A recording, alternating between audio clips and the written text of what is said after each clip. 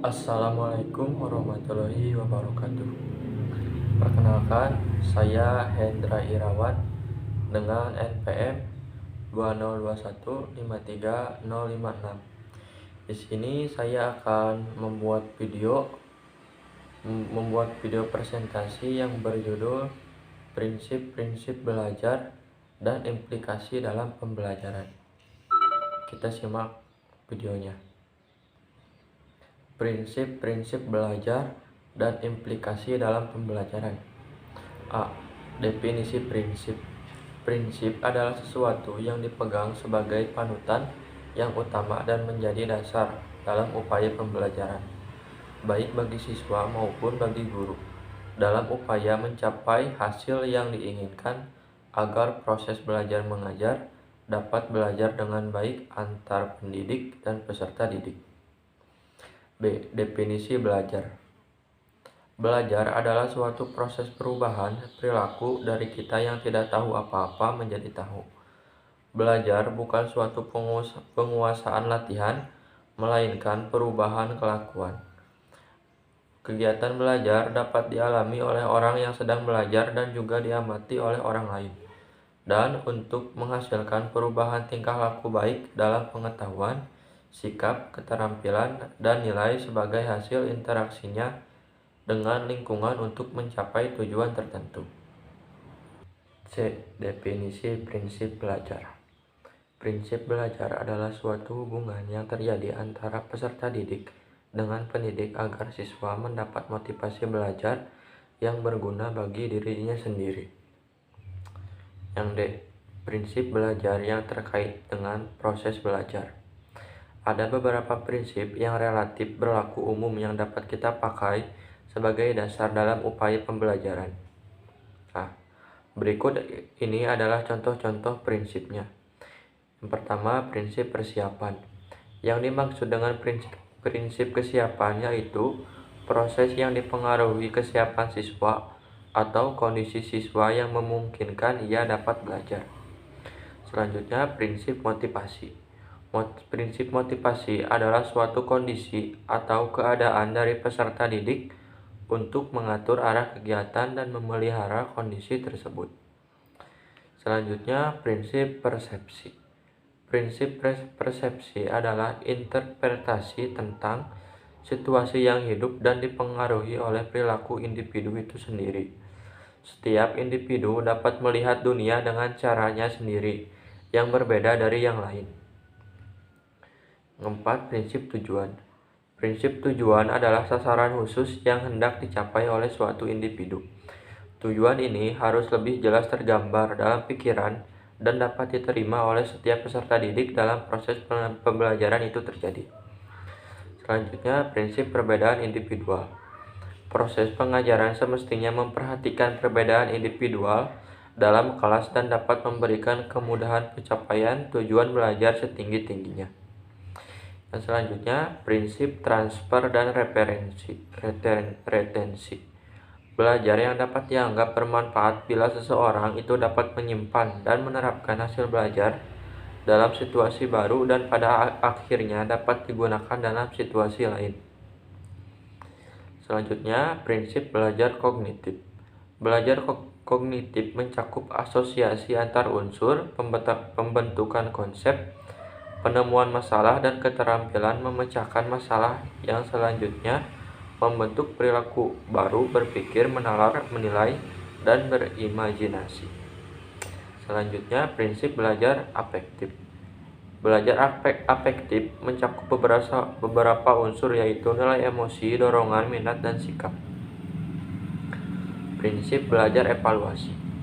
Belajar evaluasi dapat mempengaruhi proses belajar saat ini. Dan selanjutnya, pelaksanaan pelatihan evaluasi memungkinkan bagi individu untuk menguji kemampuan dalam mencapai tujuan. Dan yang terakhir, prinsip belajar psikomotor. Proses belajar psikomotor individu menentukan bagaimana ia mampu mengendalikan aktivitas ragawinya. Secara umum, prinsip-prinsip belajar berkaitan dengan 1. Perhatian dan motivasi. Perhatian mempunyai peranan sangat penting dalam kegiatan belajar peserta didik. Perhatian dalam proses belajar akan timbul pada siswa apabila bahan belajar sesuai dengan kebutuhannya. Apabila perhatian ini tidak ada pada siswa, maka siswa perlu dibangkitkan lagi perhatiannya. Yang kedua, keaktifan belajar. Dalam setiap proses belajar, siswa selalu menampakkan keaktifan. Keaktifan itu beraneka ragam bentuknya, mulai dari kegiatan fisik yang mudah kita amati sampai kegiatan psikis yang susah diamati. Yang selanjutnya, keterlibatan langsung dalam belajar. Dalam belajar melalui pengalaman langsung, siswa tidak sekedar mengamati secara langsung, tetapi ia harus menghayati, terlibat langsung dalam perbuatan dan bertanggung jawab terhadap hasilnya. Dan yang keempat, pengulangan belajar. Prinsip belajar yang menekankan perlunya pengulangan mempunyai maksud untuk melatih daya-daya yang ada pada manusia, yang terdiri atas mengamat, menanggap, mengingat, menghayal, merasakan, dan berpikir. Dan yang kelima, tantangan. Dalam situasi belajar, siswa menghadapi satu tujuan yang ingin dicapai, tetapi selalu terdapat hambatan yang mempelajari bahan ajar. Maka timbullah motif untuk mengatasi hambatan itu, yaitu dengan mempelajari bahasa belajar tersebut. Apabila hambatan itu telah diatasi, artinya tujuan belajar telah tercapai. Dan yang terakhir, balikan dan penguatan. Siswa belajar sungguh-sungguh dan mendapatkan nilai yang baik dalam ulangan. Nilai yang baik itu mendorong anak untuk belajar lebih giat lagi. Nilai yang baik dapat merupakan operan conditioning atau penguatan positif. Sebaliknya, anak yang mendapatkan nilai yang jelek pada waktu ulangan akan merasa takut tidak naik kelas. Karena takut tidak naik kelas, ia terdorong untuk belajar lebih giat. Disinilah buruk dan rasa takut tidak naik kelas juga mendorong anak untuk belajar lebih giat. Inilah yang disebut penguatan negatif. Implikasi prinsip-prinsip belajar. Yang pertama, perhatian dan motivasi. Implikasi prinsip motivasi bagi siswa adalah disadarinya oleh siswa bahwa motivasi belajar yang ada pada diri mereka harus dibangkitkan dan mengembangkan secara terus-menerus. Untuk dapat membangkitkan dan mengembangkan secara terus-menerus dan mengembangkan motivasi belajar mereka secara terus-menerus, siswa dapat melakukannya dengan menentukan atau mengetahui tujuan belajar yang hendak dicapai. Yang kedua, keaktifan. Implikasi prinsip keaktifan bagi siswa lebih lanjut menuntut keterlibatan langsung siswa dalam proses pembelajaran.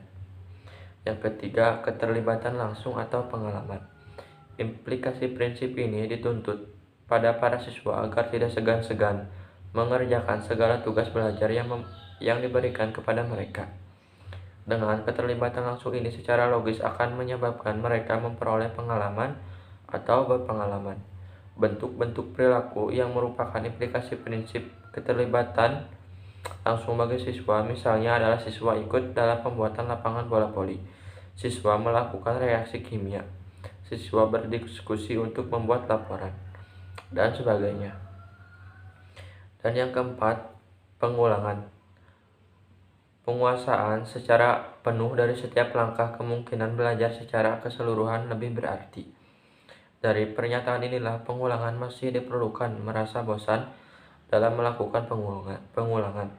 Itulah yang merupakan implikasi dari prinsip pengulangan. Dan yang kelima, tantangan.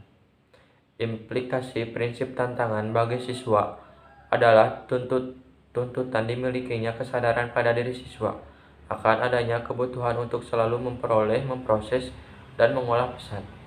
Selain itu, siswa juga harus memiliki keingintahuan yang besar terhadap segala permasalahan yang dihadapinya. Bentuk-bentuk perilaku siswa yang merupakan implikasi dari prinsip tantangan ini diantaranya adalah melakukan eksperimen, melaksanakan tugas terbimbing maupun mandiri, atau mencari tahu pemecahan suatu masalah. Dan yang keenam, balikan dan penguatan.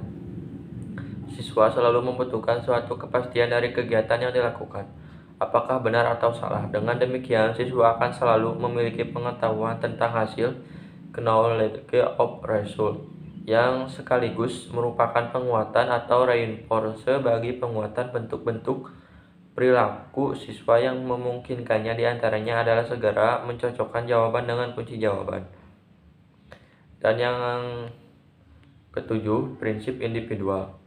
Implikasi adanya prinsip perbedaan individual diantaranya adalah menentukan tempat duduk di kelas, menyusun belajar, atau memilih. Bahwa implikasi adanya prinsip perbedaan individu bagi siswa dapat berupa perilaku, fisik maupun psikis. Selanjutnya, kesimpulan. Prinsip belajar adalah landasan berpikir, landasan berpijak, dan sumber motivasi agar proses belajar mengajar dapat berjalan dengan baik antara pendidik dengan peserta didik. Prinsip ini dijadikan sebagai dasar dalam upaya pembelajaran yang baik bagi siswa maupun bagi guru dalam upaya mencapai hasil yang diinginkan. Berikut ini prinsip-prinsip belajar. Prinsip persiapan atau readiness, prinsip motivasi, prinsip persepsi, prinsip tujuan, prinsip perbedaan atau individual, prinsip transfer dan retensi, prinsip belajar kognitif, prinsip belajar afektif, prinsip belajar evaluasi, dan prinsip belajar psikomotor. Nah, mungkin cukup sekian materi yang dapat saya sampaikan. Mohon maaf apabila ada yang tidak mengerti atau salah dalam pengucapan. Terima kasih. Wassalamualaikum warahmatullahi wabarakatuh.